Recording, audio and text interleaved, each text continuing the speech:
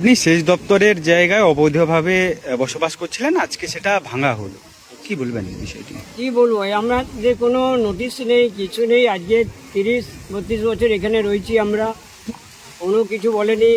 সেচ দপ্তর যদি এটা হলো পুরোটাই তো হবে, কিন্তু এমনভাবে কাজ করলো, আমাদের নোটিশ না কিছু। আগামী দিন বিগত দিনে 5টা বিকেল 5টায় আমাদের কাছে এলো, ঘর খালি করে দাও, ঘর ভাঙা হবে এই টাইমের মধ্যে। ওই নন্দীগ্রাম থেকে খান সাহেব এসেছিলো, তার নাম খান, থানাতে নন্দীগ্রাম থানা থেকে।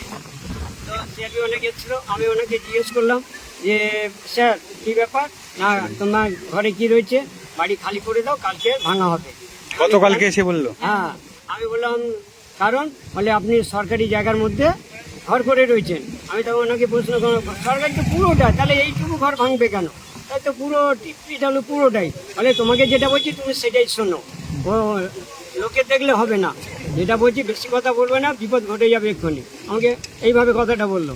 বলার পর তারপরে আমি জানতে পারলাম যে হাইকোর্টের ব্যাপার আছে। আমি বলি তো একটু তো টাইম দেওয়া দরকার, এই 5টার সময়। এখন বলেন আবার মিথ্যে বলে যে নোটিশ দিয়েছে, কোনো নোটিশ জানে এসে সঙ্গে কালকে বিকেল 5টার সময় এসে বললো, কিছু আমি বারও করতে পারলাম না। অনেকদিন আগে থেকে তো এটা ভাঙার অর্ডার রয়েছে। নদীয়া এরকম তো অনেক দিক থেকে না অনেক কিছু হয়েছে এখানে। পিটা আবার আমার এ থেকে রেয়াপাড়া থেকে এলো, অনেক স্যার এসেছিল, এসে বিডিও সাহেবটা অনেক এসেছিল।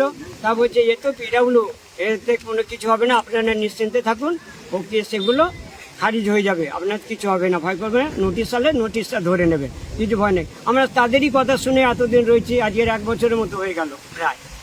তো হঠাৎ ওইভাবে এসে আমাদেরকে এইভাবে করলো। ওই রাতের মধ্যে কী বার করবো, কিছু বারও করতে পারলাম না।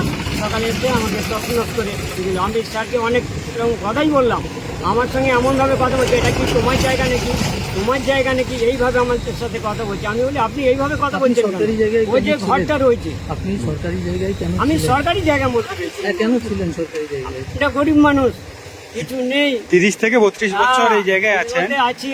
বিকল্প কিছু এখনো হয়নি? এখনো কিছু না, অনেক সরকারের তরফে বললাম, অনেক কিছু বললাম, কোনো বিকল্প করলো না।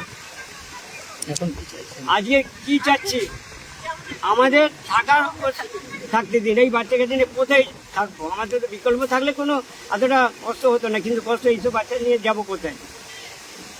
মোট কতগুলো পরিবার? আমার পরিবার হচ্ছে 13 জন, বাচ্চা কাচ্চা, বউ।